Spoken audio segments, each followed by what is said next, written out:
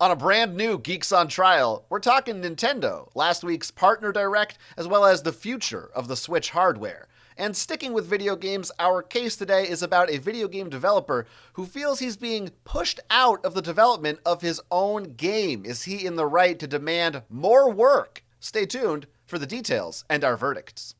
What you are listening to is real. The parties involved are not cool. They are actual geeks with a case pending in the court of public opinion. The party's case has been dismissed, and the dispute will be settled here on our podcast. There will be no lawyers. There will be no witness testimony. The judge's decisions are final. Hello, I'm Judge Ivan. I'm Judge Jonathan, and this is Geeks on Trial. Today's case, Right to Sprite. Welcome to Geeks on Trial. This is the podcast where we settle petty disputes between actual geeks over movies, video games, board games, and more. If you'd like to submit your own geeky case for a future episode, you can email us at geeksontrial@gmail.com. You can also support the show over at patreon.com/geeksontrial for just $5 a month. That's where you can get early access to our audio and video episodes, plus our bonus show, Geeks on Trial Sidebar. It's a fun show that we do for you, the people who support the show. I was going to keep rhyming there, but I lost the rhyme. I had nothing. I get it. You're talentless. It's been... I was going to say last week we had a sidebar episode about our favorite movie soundtracks. Yes. So that's a fun discussion that you can check out for just $5. And you can watch the two of us kind of get upset and fight with each other a little bit over soundtracks and what movies we like. It's great fun. I don't even remember because we recorded these in advance. So whatever we fought about, I've moved on. Well, I edited them. I'm sure you said something stupid though. I'm sure you are just ugly. Well, they'll have to go check it out to find out whether or not you're stupid or I'm ugly. Because one of them's true. And where can they do that? Patreon.com/geeksontrial. Oh. Enough of that. Oh my God. We're talking a lot about video games this week. And that's because Nintendo's been, they've had some things a-brewing. And the past, let's face it, for like 3 or 4 years now, people have been speculating about, a Switch 2, a Switch Pro is going to come out. All these things that have never really come to pass in the way people thought that they would. And also in every February, pretty much, they have always done some kind of a Nintendo Direct, one of their presentations, their digital presentations announcing a slate of new games. This month they did one that was what they call a partner direct, which means it's just third-party or mostly third-party titles and typically not their big bombshell announcements. And is this usually how they do it in February? Or is it usually like a more fanfare announcement-y thing? It's usually, to use your terminology, a bit more announcement-y. It's usually something with more bombast. It's usually a bigger announcement for the start of the year. Partner Direct, I feel like, usually comes a few months later. That's kind of just, here's some stuff that we want to throw out.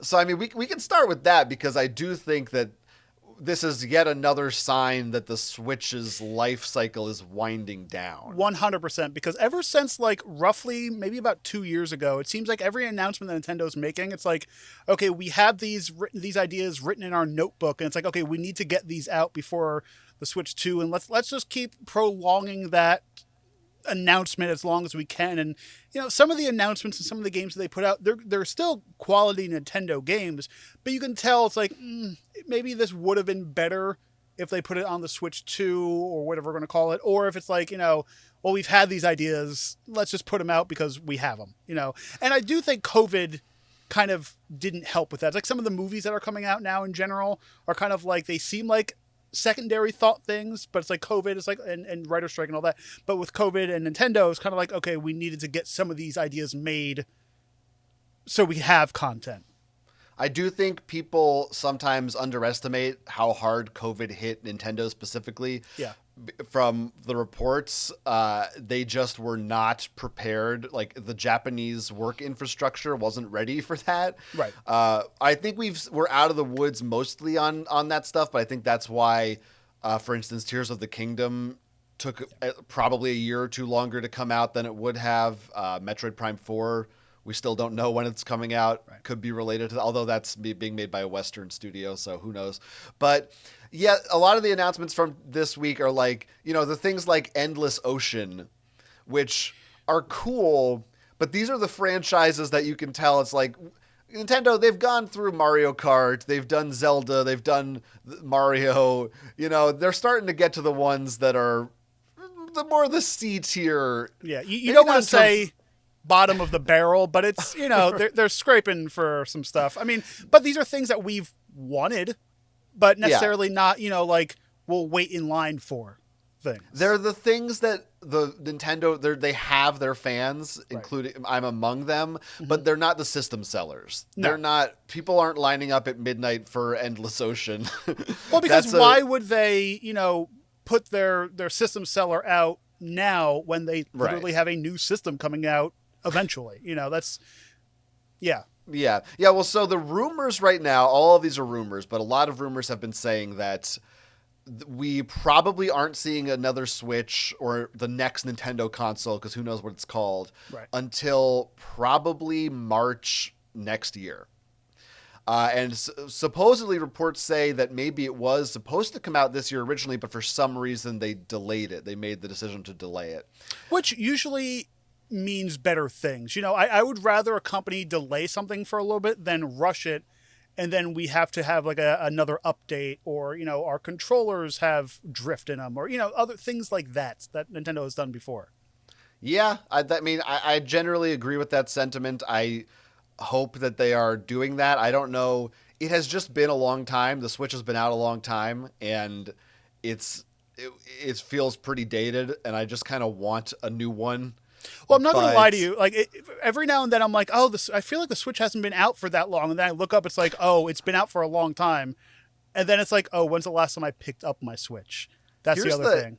Think about it this way. The Switch has been out long enough that if the Switch came out when you were in, say, 7th grade, you might be graduating high school now. Right. And just think about like that period of our childhoods and teenage years, what a video game system life cycle meant to you, and the idea that's it. The Switch just dominated that period of their lives. Well, especially that's a long time back then too, where there were less options or less viable options, and now it's like, okay, fine. Nintendo might be getting swept under the carpet, which could be bad for them because now other consoles are like beating them to the punch, or there's other Switch-like consoles like the Steam Deck, or some other company has a handheld option that you can play whatever games you want on them. And it's like, hopefully this isn't hurting Nintendo in the grand scheme of things.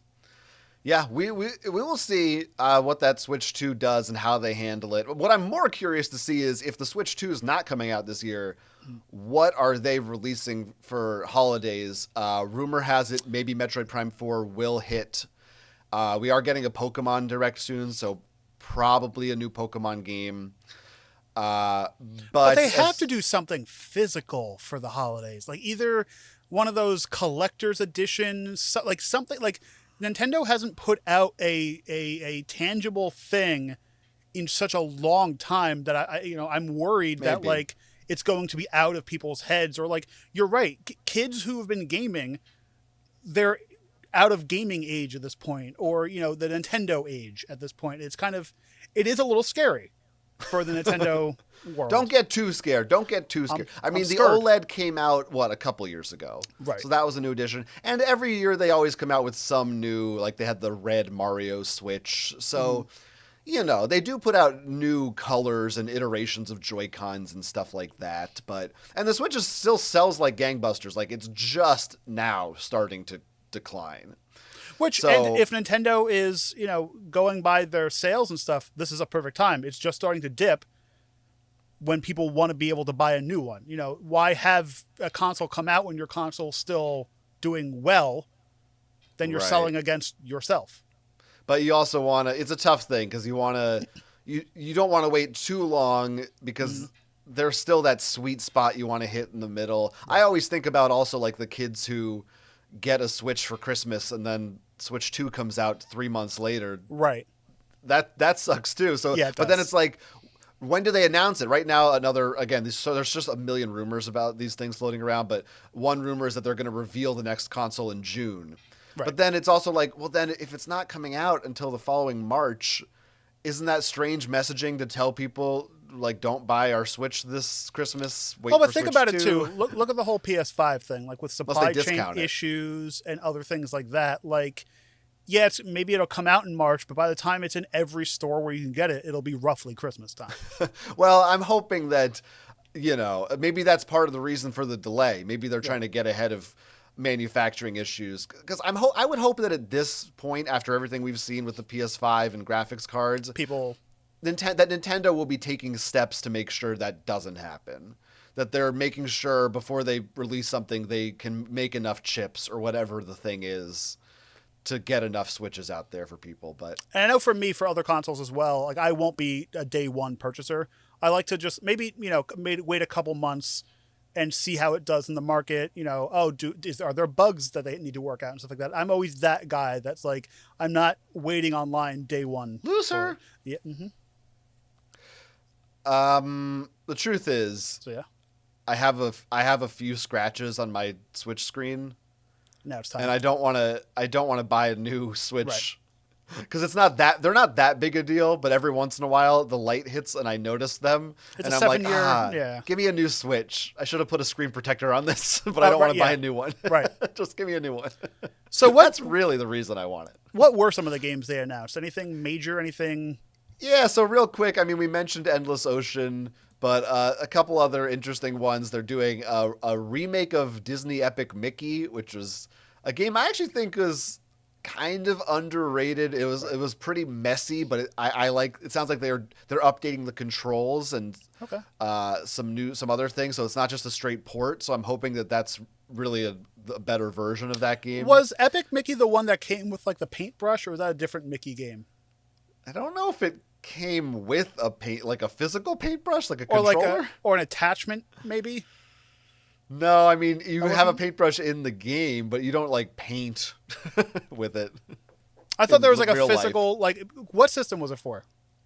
The Wii originally. So I thought there was a Wii remote that maybe was a that looked like a paintbrush. Yeah. Maybe, but it wasn't like it was probably just a aesthetic thing. It's right. Not like it wasn't like you were doing things with it. It was like Yeah, I don't remember, but you could be right. What else? They announced the new Monkey Ball game, Super Monkey Ball, which I feel like these days those are pretty hit or miss. Yeah, and it sucks too because like I loved the original couple of Monkey Ball games and like I was super excited for them, and it's like I don't know if the last one I played, but like it was just kind of like, all right. Yeah, I have done that. The latest Switch one, which was kind of a remake of the first two games. Yeah. Which I still really like, but they like kind of mess with the physics a little. Right. Some of the mini games don't work the same. There's always like something about it that's like they can't quite seem to get that formula the same as the original games. But I'm glad the series still exists. It's nice that they're like still making them because I have doing nostalgia for it. A full online one would be fun too. Well, suppose this one has online multiplayer modes, so because it's the type of game that like it's made for that, That could be a big part of this. As does Endless Ocean, by the way. That's going to have up to 30 players online. If people don't know, that's just a game where you swim around and look at undersea animals. Yeah. It's a fun, relaxing game, I think. I never owned it. I think I played either yours or somebody else's, but like it was a fun, relaxing, like chill game, which would have been cool if they had some kind of VR with it, but yeah, that would be a cool VR game for sure. For that, you can play Subnautica, but that's not relaxing. Right. They showed more of the new Fantasy Life game, which we've played, which is like a sort of a Stardew Valley Harvest Moon type of game, except there's a little bit more quests and action involved. Which for me right now, I can't even think about getting into that because I just beat the rush of the 7 years and got into Stardew Valley. So, well, it's coming out in October, so which is, by the way, another hint that we're not getting a Switch this year, because if they're releasing something in October, they're probably not. Right. They surprise launched a game called Penny's Big Breakaway, which I was kind of excited about. Actually, that's one that I actually picked up because it is from the team that made Sonic Mania. Oh, Or okay. that Sonic game. So it's Yeah. sort of an unofficial, like, we couldn't get the license to Sonic, but it kind of feels like a 3D Sonic, what a good 3D Sonic game might feel like. Is it Sega? No, it's not Sega. It's Okay. just it was like an independent developer who basically is the reason Sonic Mania was good. Right. And then they But just went. Sega didn't hire them to make another Sonic game, so they're like, "Oh, we'll do our own game instead." Is Sega still their own corporation, or they? Because I feel like I always am like, oh, they're owned by Nintendo at this point, or No, I mean everybody's got some parent company at this point that I can't remember, but yeah, no, they're not owned by like Microsoft or anything like that. No, I think they're their own thing. Because I feel like at this point it would be like great for like somebody like Nintendo just be like, we're buying you. Yeah, I mean everyone says that always about a million companies, but Nintendo has their own internal Things ideas and, of yeah. what's worth it or not worth it. I don't know, but that game is fun so far. It's but anyway, so there's nothing groundbreaking about these announcements, but there's some fun stuff, and it'll be interesting to see if we do get a Switch 2 announcement, or if this is indeed. It really does feel like there just ain't that much going on the Switch this year. But you know what? I'm kind of okay with it because I'm okay with there being a chance to catch up on older games. At it's the same also time, like- I do want a new Switch. But we at least got an announcement. Nintendo didn't just say, nothing this year, folks. We're setting out one or two games. Sorry. There's something. They're that's one thing you could say about Nintendo is they'll always push out something, and it'll 9 times out of 10 be something of quality. It might not be their A+ games, but it's something that they've been working on, and then they'll push it out. And this is my chance, hopefully, for like, oh, you're doing Endless Ocean right now. You don't want to commit to the big AAA games. Maybe this year is the year you put out like a Chibi Robo or a Pilot Wings or a Punch Out. Like some of these games that don't typically get the fanfare that they can make in a shorter development period. For a lower budget, but and that's usually when like the games like the WarioWare kind of things will come out because they already have things that they could steal from for that game and just kind of re-market or whatever. Yeah, well, there it is. That's the Nintendo update. We'll see what else happens this year across the consoles, but we're gonna keep talking about video games as we get to the meat of the show today. As you can see, we are judges. Oh, and it's time to talk about our case that we're gonna settle. I have my You gavel. know how most. Yeah, you have a gavel. I have a gavel. Typically, in real life, a courtroom could take years to deliberate. Right. A case. Mm-hmm. For us, 45 minutes basically. We're done. Yeah, we're good at it. We're better at it great. than the real judges. It's true. Today's case comes to us from the internet. You can find a link in our episode description. Our defendant today is Sam. Sam is a novice video game designer embarking on his first project, a fan game inspired by the 2015 indie RPG Undertale. Sam planned on doing the entire thing by himself, but then a stranger called Patrick reaches out to him, offering help with the music. And Sam happily takes him up on the offer because he doesn't feel that he can quite do the music justice. Later on, however, Patrick reveals that he's also working on some sprites for the characters, something that Sam had intended on handling himself. For the uninitiated, the sprites would be the little art pieces that represent the characters as they move and interact with things in the game. Oh, thank you.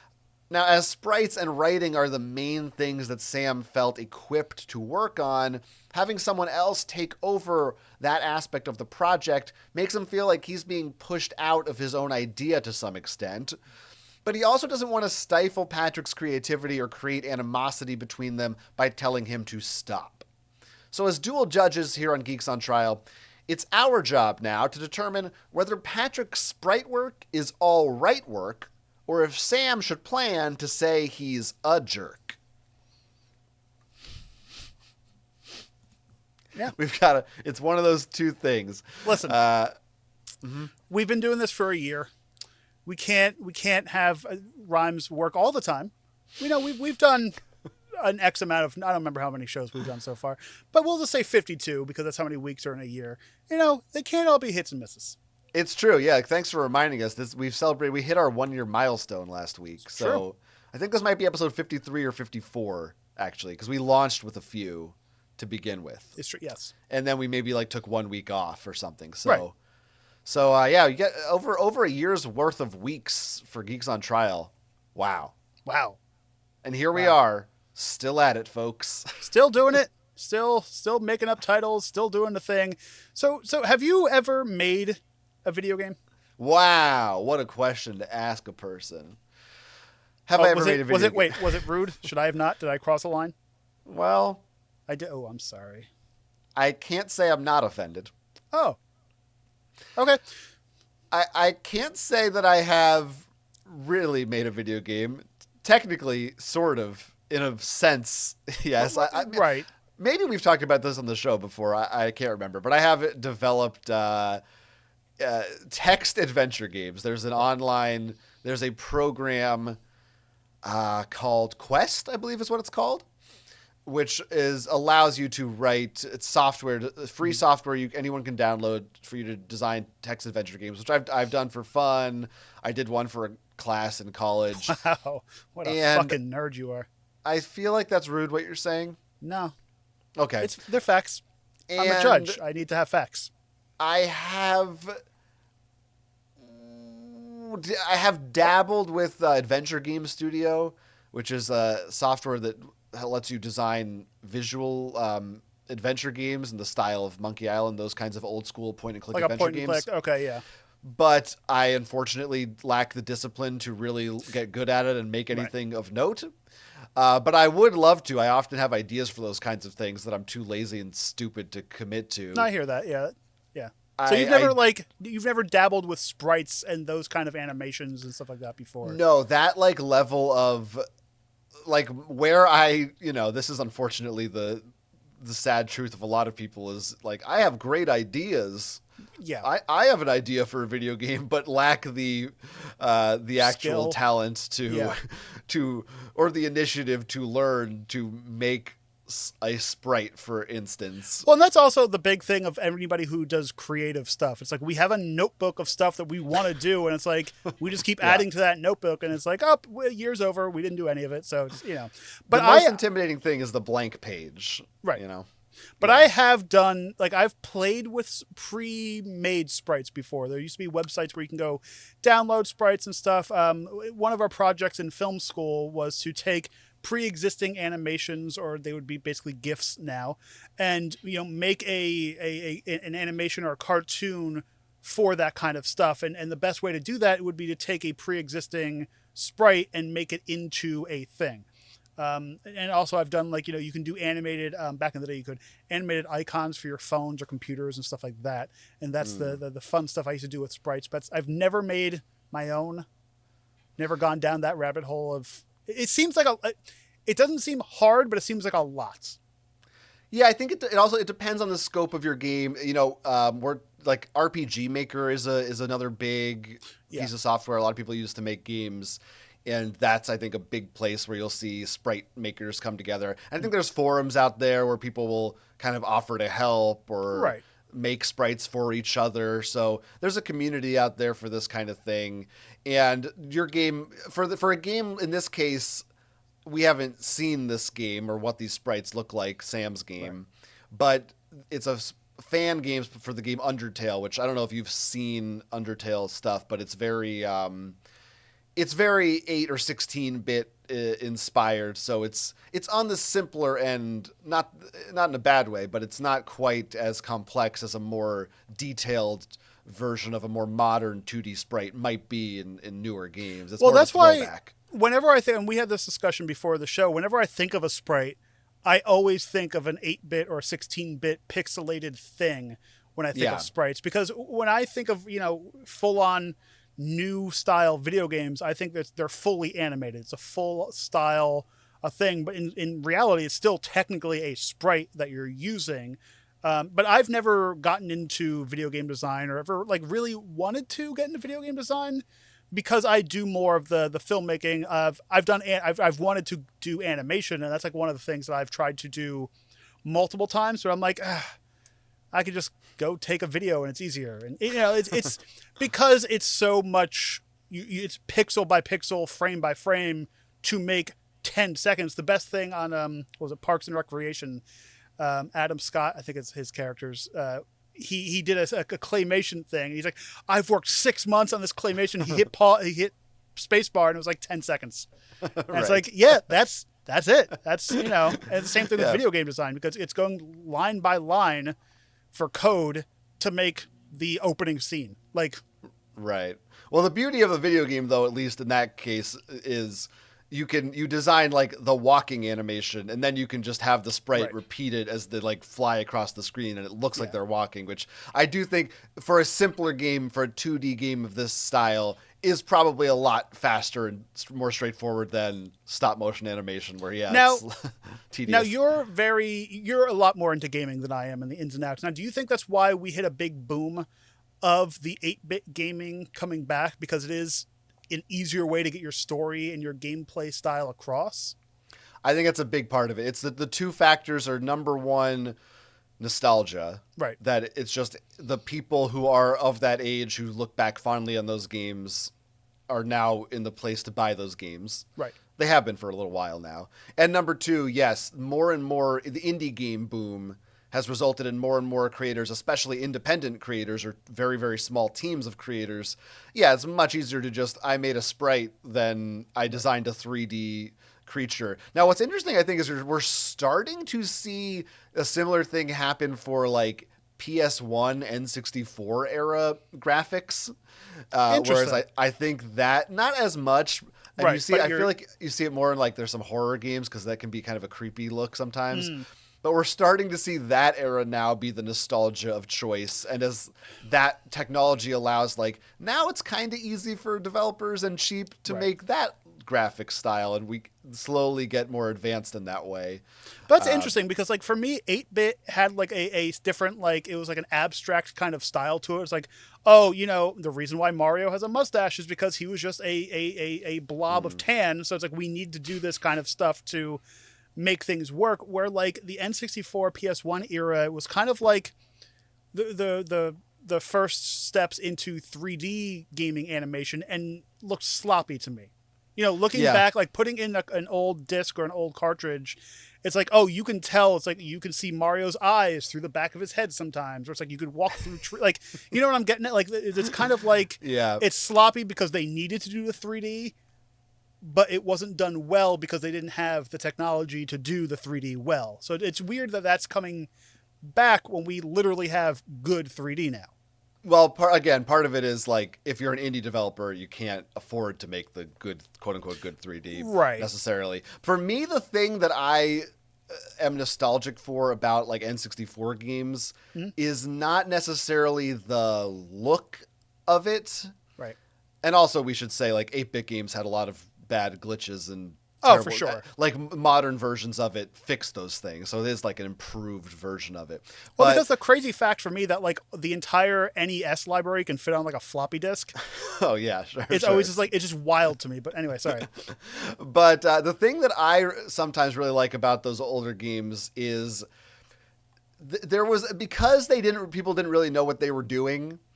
Sometimes they were more fun to explore, in the sense that you play something like Mario 64, you go off into a corner, and sometimes there will just be, there's this hallway over here that kind of doesn't lead to anything. Right. And as a kid, you would be like, oh, is there a secret here? And you'd go online and talk to people and be like, what's the point of this? And you could glitch in behind this wall and get to this weird area. Right. And there's like this mystery. Whereas now everything, for the most part, is like, we designed this room to look like this, and you don't go over there or if you do, it's because there's a collectible there and we wanted you to go there. Right. It's tested, it's polished, it's been played to death. Where back then it was like, you shouldn't be down this hallway.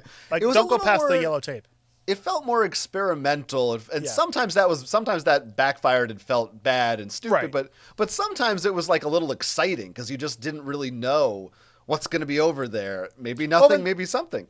And that's why you got games like the original Resident Evil, where you were stuck to basically security camera angles, because they were able to pack more into the game if you weren't constantly moving a camera around. And, sometimes having stipulations and limitations in a game, movie, any kind of project will help you work around it more.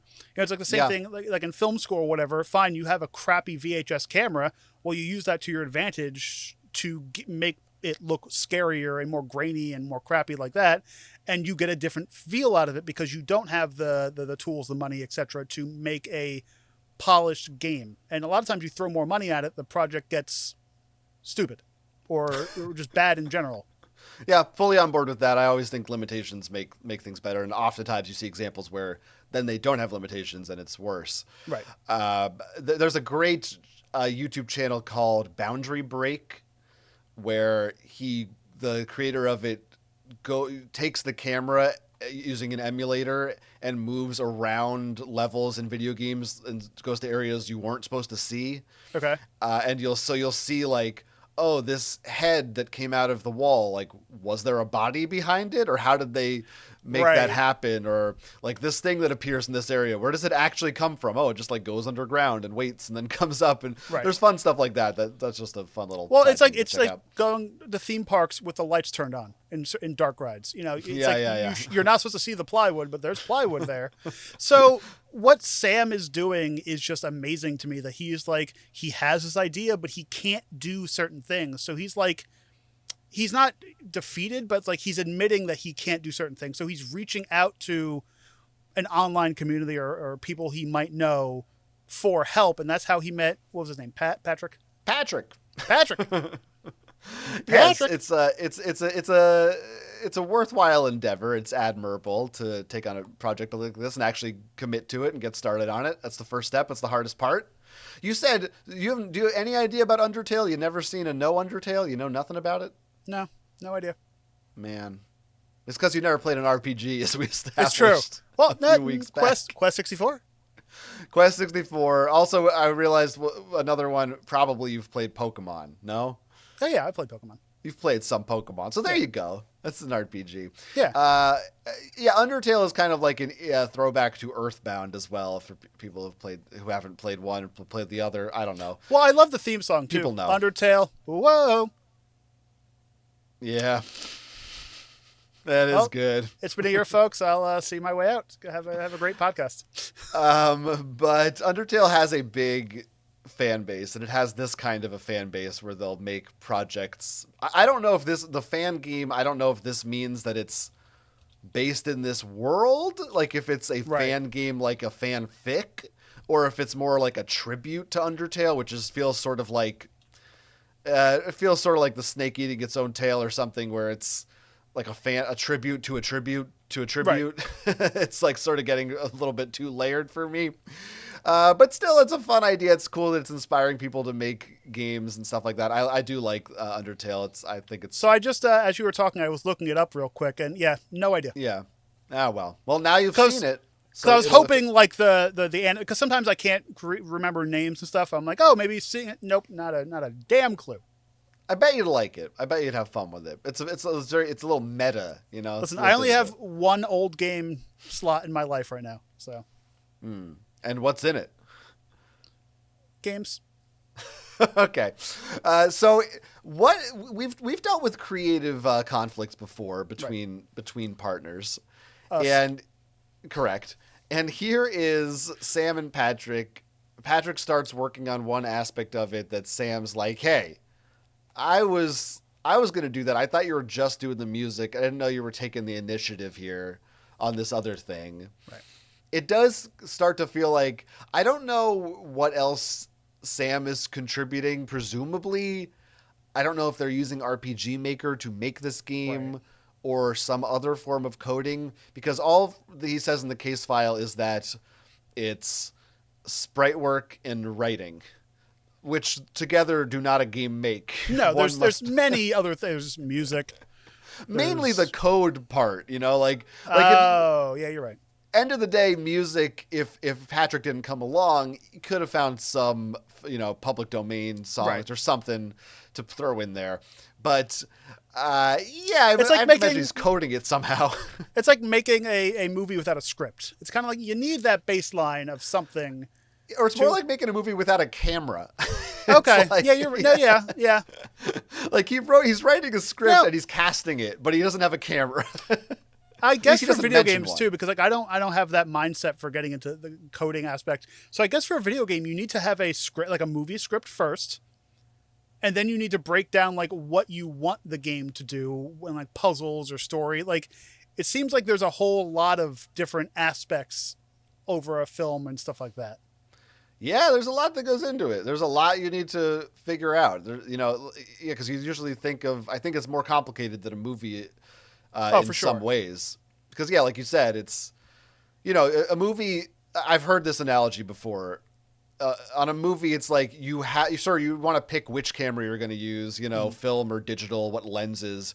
But on a game, usually you're literally inventing the camera every Right. time. Yeah. Now, there's certain engines, like a lot of games will just use Unity or whatever, but Right. a lot of times they're creating an engine from scratch for every Right. single game. And especially bigger games too, where it's like they need to not use something pre-made.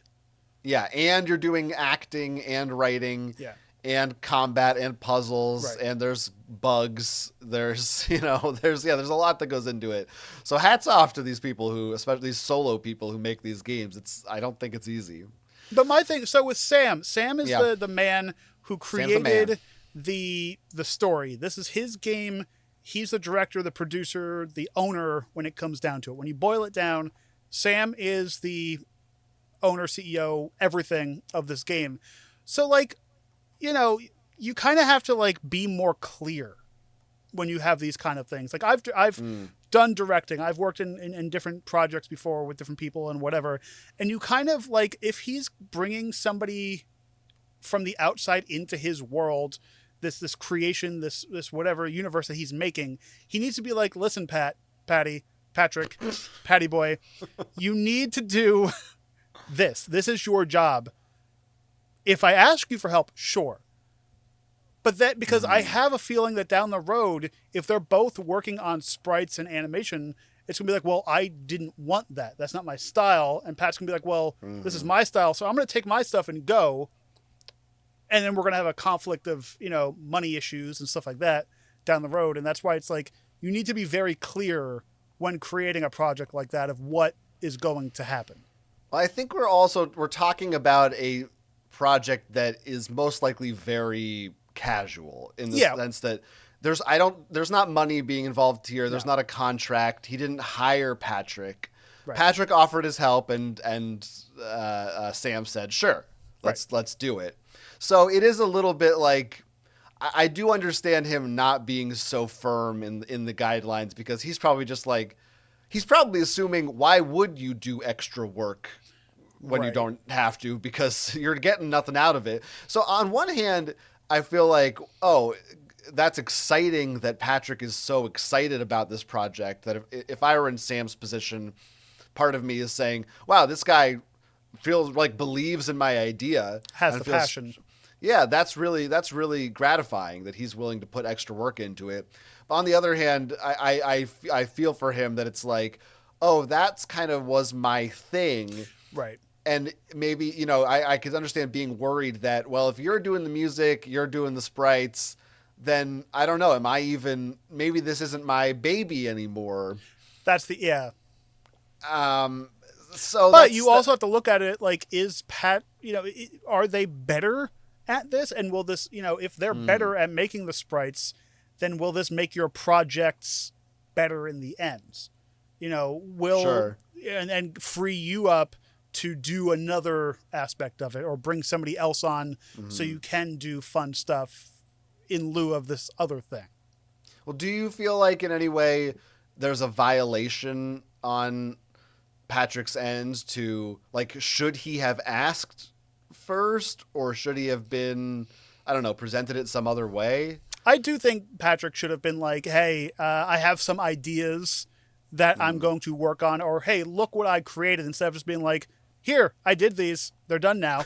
Like, kind of, you, like, there's that kind of like thing that's inside of a person where it's like, you were brought on, so don't overstay your welcome kind of thing. Even though it's, like you said, it's not a paid thing. It's not a a project that we might not even know will go anywhere, but it's something that like a door was open for you to come in and do some stuff. So yeah, so don't overstay your welcome in that kind of thing. Yeah, I think a lot of it depends on how the subject is broached. Like, Yeah. you shouldn't just show up or send an email the next day and like, look what I did. I did all the things for you. Right. Although that could, again, I don't really know how much he knew about the project in terms of, he probably didn't know. Oh, Sam's heart is set on Sprite work or something. Right, which is why like you always need to be open. Even like he posted something somewhere, be like, hey, I like doing this, this, and this. I need someone to do this, this, and this. And I'm sure if somebody read that, they wouldn't be, most times they wouldn't be a dick and be like, oh well, I like doing that too. I'm going to do it. Right, but he might just have the feeling that, oh, this is a gift I'm giving you. Like, you're welcome. Now you don't have to worry about this anymore. Isn't this very helpful? How I did this part for you, which could be also another problematic thing. It's like, oh, you're giving me this. It's like, okay, maybe you're being too ego-y with this kind of thing. Like I'm the gift to this game. I know how to do this. Yeah, in a way. I don't know how this person is in real life, but like you can get that vibe from somebody. This almost gets to a couple weeks ago. We talked about someone else playing, like beating a level in a video game for you. Right. That's kind of being like, yeah. Sometimes you want the gratification of doing the thing. Right. And you don't always want it to feel like, oh, someone else came in and took over, and that's not really what I had planned for. Well, that's kind of how I am. Like, I've never done an escape room, like at a real place. I've done escape rooms at a box, but like, I feel like, because like, I want to sit in the room by myself and figure out this puzzle. I don't want to be like in this room and be like, oh yeah, it's that, and that to get out of the room. It's like, yeah, but I was working on that. I've said that many times about escape rooms and puzzle video games as well. Or even just like a jigsaw puzzle, like doing it alone versus doing, like, to me, a jigsaw puzzle is a solo thing. Yeah. I see. It depends, because sometimes Jigsaw's puzzles require multiple people. Like one person has to put their arm into a cage while the other person, gets a key out of their neck or something. Well, usually for me, if I'm in that situation, I just kill the other person, dissect their body, and use it for parts that I might need for the puzzle, because there's always something in that body. That often works, but then the problem is there's another test afterwards. That you need two people. Right, and then you're screwed. You need somebody to step on a switch while you're stepping on this other switch to open a door. Jigsaw's tricky like that. He will trick you. He's a whole spiral. A whole spiral. So I understand in Sam's shoes where I could feel like this is a violation, but I also don't think Patrick is doing anything necessarily. I don't think he's being malicious. I don't think he's trying to take over this project. It's just like a lot of these come down to an issue of communication. And it's always hard working in a group. Like, it was always like annoying. Yeah. Like, I'm sure you had these in school where it's like, oh, we're having a group project, and it's like, all right, who's doing all the work? Who's doing this? What's going, But at least with this, he was like, he brought on this person. And, you kind of need to figure out that, yes, there's no money involved. There's no there's a project, but they're both doing it for fun. But it's like, there still has to be some kind of hierarchy, unless you go into it being like, hey, we're equals in this situation. It's a 50-50 thing. It is kind of a tricky thing. I sort of have a personal anecdote that I can relate to this a little bit, which I don't think came up with our other episodes about this kind of project. But at one point, I asked for artists online to draw a webcomic for me, right? And a stranger volunteered, and there was no money offered. It was just, hey, I write a script. Do you want to draw this comic for me? Right. Because you're more of a writer than an artist. That's certainly true. Right. And somebody did, a guy who I don't know and I haven't talked to since. This was years ago. A long time ago. And there is like kind of an awkward relationship there. For the most part, it's like, I didn't give detailed notes. It was like, draw it how I write the script, interpret it how you want, draw it how you want. This is what the characters look like. But, there might have been a time when it was like, oh, that doesn't, I'd rather it look like this in this panel than that. But you can't really, it's like, I'm not, like in this situation, I'm not paying, this guy doesn't work for me. What do I expect out of him? I can't make demands of him. Well, you can if you didn't say like, here, I write you art. Like if you like kind of gave this person carte blanche to do whatever they want, and then like I would get annoyed too if they're like, okay, do whatever you want, and then like 10 minutes later you're like, yeah, maybe do it this way. I don't like the way that looks, because then it's like you don't.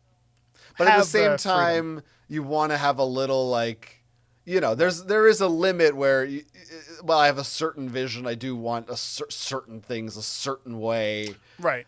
It's a tricky line to navigate when you're doing things like this that are online, that are just two people in their spare time just having fun. Right. In some ways harder even than if there was actual money involved, and like, oh, I know my job is to do X and that's it. Well, is there a job where you can go do X? I think it's called Elon Musk's job. Oh, that would explain a lot of more things. Ways than one. He is a junkie. Now, yeah, because you're right. Because like you were asking for someone to help you, just so you could, you're not gonna. This might make money. This might most likely wouldn't have made money. You just wanted to see your words come to life, and you're right. There is that hard place of like, I'm not paying you, but I also have a vision. But also, like, if you had that vision, you should have had spec drawings, maybe, or like more details that you wanted them to follow. Yeah. Well, presumably he didn't want him to follow to do anything other than music. So I think the question of this case is whether or not Sam is guilty of being feeling put off by this, of being disrupted by this behavior. It's kind of a tricky one because I feel like there's more nuance to this than usual. I think it's, for me, it feels difficult right now to slam a black and white guilty or not guilty on this, because I feel like there's shades here. I don't know. How are you feeling? I'm ready. Okay, then maybe I'd like to hear your take. So I'll go for, my verdict. So verdicts. We're in verdicts. Verdicts. So Sam and Pat. Sam is the creative force behind this product. If it's bare bones, non-bare bones, making money, not making money. So in the hierarchy of the creative pyramid that's going on here, he is the director of the operations of the whole thing. And I do think that Patrick might have been overstepping his boundaries, but it's still a hobby, not a job. So you're right. There is like that weird 50-50 thing. But at the end of the day, this is something, this is a hobby, but Sam might want to do this as a job down the line. And, if this project makes a good end game, sell it, put it on Steam, offer it to people to play it, it might lead you somewhere. So I do think Sam has to step forward and be like, listen, this was the thing that I wanted to do, or the only thing basically that I can do on my project. I can't, do the coding. I don't know if you can or not. I can't do I don't do music. That's why I brought you on. So I am open for ideas and, creative back and forth. But at the end of the day, I would want this to be my thing, my deal that I'm doing. So I would say Sam isn't guilty of anything, really. He just has to, Sam has to just step up a little bit. And that is harder when you're not paying somebody or there's no guidance to start with. So I would have to say Sam is not guilty of anything. Has my voice just cut out there? Of anything? Of anything? Of anything. As a British or Australian person might say. How would I say? Anything. I've noticed this. I don't know if you've noticed this in little tangent here. Okay. British actors, even ones that do good, like American accents. Bad teeth. One of the words that I will catch them on in American TV shows is anything. They'll go anything. Yep. On Portia de Rossi on Arrested Development says anything. I don't even know what she is. She's something though, because she says that. I want to say she's Australian. Maybe it's. I think Australian might be it, because I just noticed this recently with Anna Torv, who's the actress from Fringe on the show Mindhunter, and I think I heard an Anna thing from her, and I think maybe she's Australian too. So maybe it's an Australian thing, but it's a funny. So Portia Del Rossi was in one of the Screams. Which one? I've seen him. We watched all of them this week, so I can't. Portia de Rossi. De Rossi. Portia Now, Del Rossi is a singer. Is that a? Oh, really? No, I was doing Lana Del Rey. I don't Lana Del Rey. But you did bring this up too, and the AMC. This is where dreams happen. Nicole Kidman. Nicole Kidman. And you pointed out that her accent changes about 19 different times every other word. But you're right. There's a few words where it's like you have to say it in an American way because it's like the styling of it is an American style of the word. I can't remember what word you said, but I can't unhear it now. Yeah, at the very end, she goes, AMC Theaters. We make movies better. There's better. An and an like very like right next to it. Clearly two different takes, and they just liked that one, but it's better. Like AMC Theaters. We make movies better. Anyway. It was AI. So enough dilly-dallying. What is your verdict? My verdict. This is a tough one. Part of me wants to call this a mistrial or just call him guilty just so we're... Because I honestly feel 50-50, but I ultimately agree with you. I was really leaning hard one way and then went the other because I do think this is Sam's project from the outset. And he has the right to say... I'm going to be doing the sprites. If he wants to do the sprites, he has the right to tell Patrick, don't do them. Because it's his game. It's his idea. He could do that if he wants to. Right. I mean, it would be nice if he collaborated and said, oh, I like your ideas. Why don't we work on them together? That would, and I'm sure he could use the help, presumably depending on the size of the game. It would probably be good to have someone else helping with the sprites and working on some while the other person works on others. Or maybe he sketches out the concepts and the other person refines them or edits them or has final say on them or what have you. So I don't know. Like, I don't think he's guilty for being annoyed by this behavior. Right. I don't think he would be guilty for putting an end to it. But it's also like, I don't know, maybe he is guilty of just... like you said in the beginning, should have been clearer about his intentions with the project and the exact parameters of what he intended on doing with it. Right. So I am kind of split right down the middle. So you know what? Just for balance's sake, I'm going to say he's guilty. All right. But I sort of. But guilty of don't what? Know. Though? I guess guilty of not being. Of being maybe too precious about the project, okay. Of being a little overprotective of the work instead of just saying, hey, it's okay that you're doing that. Let's just come to some kind of an agreement after the fact. And also being guilty of like, because I agree with both of our verdicts because like being guilty of like not being upfront.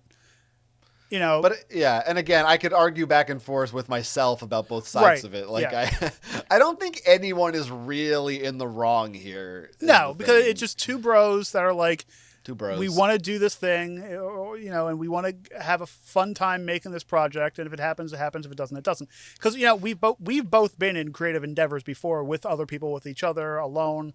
So it's like you learn from mistakes, and you know, maybe his next project he learns. Okay, I'm going to give you a detailed job list. This is what you do.